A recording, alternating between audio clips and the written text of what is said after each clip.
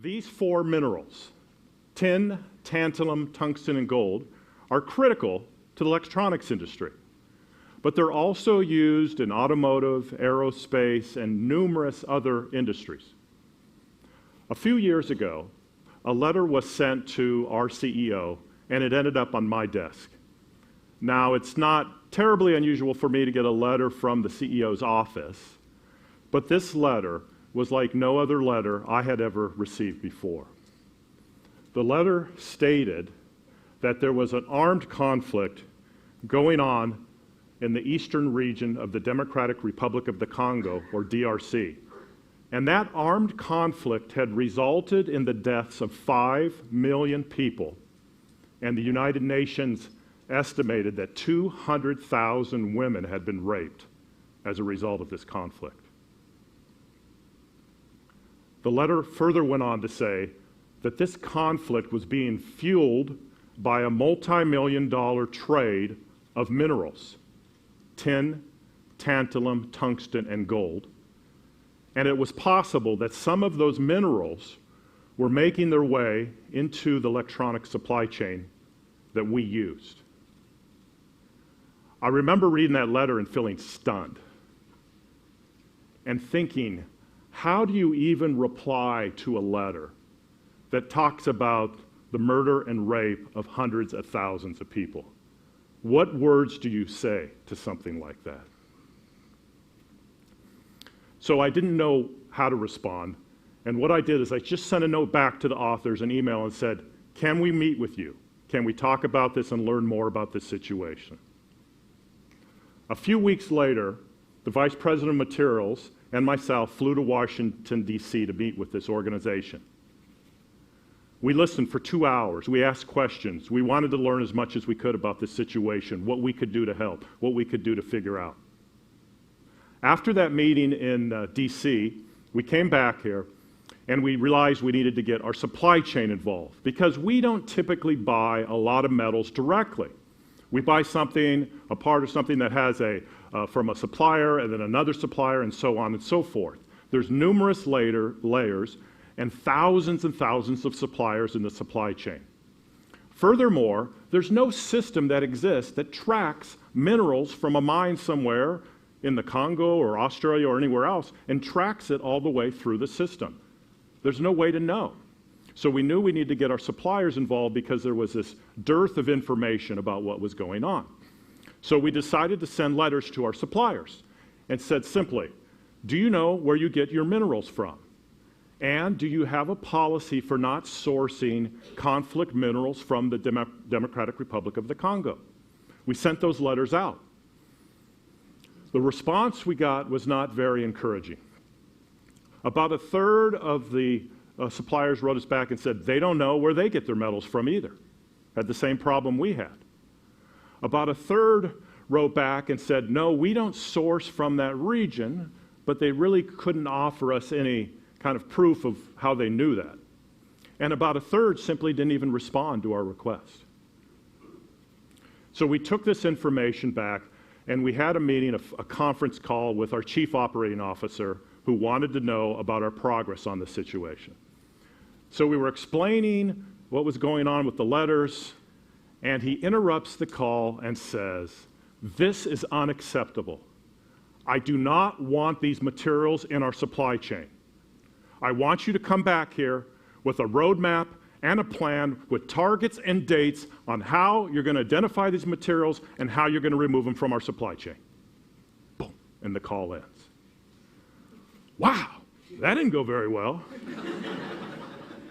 I mean, we're sitting around in Oregon in this little conference room on this phone and had that conversation. We're looking at each other. We don't know what to do. I mean, here was the situation. There's no way to track the minerals.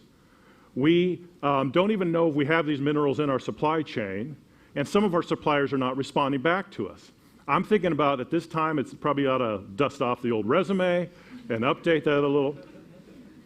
So we're sitting there feeling hopeless. The whole supply chain, how do we manage that? And then we had an epiphany. What about if we jump over the entire supply chain and go right to the smelters? The way it works in this business is that the ore is mined, and then it's shipped to a smelter to be refined. And here's a picture of a smelter. And at the smelter, the minerals are refined and turned into a metal. But once you have a metal, you don't know where that metal came from. There's no way to really track it. So we needed to get to the choke point in the total supply chain, or the bottleneck, and that was the smelters.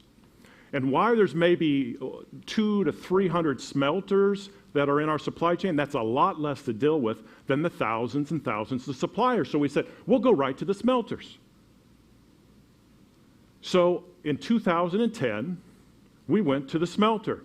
We were the first electronics company to ever go to a smelter and ask about how they get their ore, how they manage it, what tracking systems and things like that. And then we went to another smelter, and then another smelter, and then other companies started to join with us on this. Hey, we want to go too. We want to see what they're doing. We care about this issue. And by the end of 2012, Intel teams had traveled 150,000 miles to visit 60 smelters in 20 different countries around the world. These are in far-off places: Indonesia, Malaysia, China, Russia, South America, literally all over the world. We traveled. And every time we went to a smelter, we learned a little more how they manage their ore. And working with other companies and working with our industry associations, we were able to establish an auditing system where we'd have a third-party group go in and do an audit of these smelters to verify that the smelters were not using ore from the Congo. And so we went through this process, and we made the information public and put it on the website. And the idea is we would move our suppliers to only source from those smelters, and we would get more and more smelters certified. But the story, unfortunately, doesn't end there. As it turns out, our efforts to work on this smelter program created a de facto ban on minerals coming out of the Congo. And as it turns out, there's hundreds of thousands of artisanal miners in the Congo with a pick and a shovel, and these people are just out there trying to survive, trying to live, find a few rocks that they can turn in and feed their family that day. So in our effort to try to not aid the conflict and give money to the bad guys, we were hurting or impacting these artisanal miners who were just trying to survive in that region, these kind of unintended consequences of the situation. So we decided we just didn't want to get out of the Congo. We needed to set up a system that we could source materials but have a chain of custody from good materials at the mine all the way through to the smelter. So working again with our industry and our industry associations and other companies, we set up in-region sourcing that we'd have a bag and tag system where the minerals were bagged at the mine, a good mine, and then tagged, and we watched the process through. When we went to the Congo, we actually found out that some of the tags were being sold on the open market illegally. But our system was able to catch that and close those loopholes and get the system back working again. I'm proud of the work that we have done to take on this almost insurmountable issue. And there is more work to be done. And there is more roadblocks to be removed.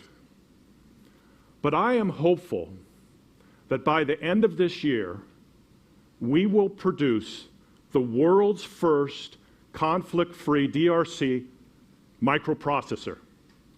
Thank you.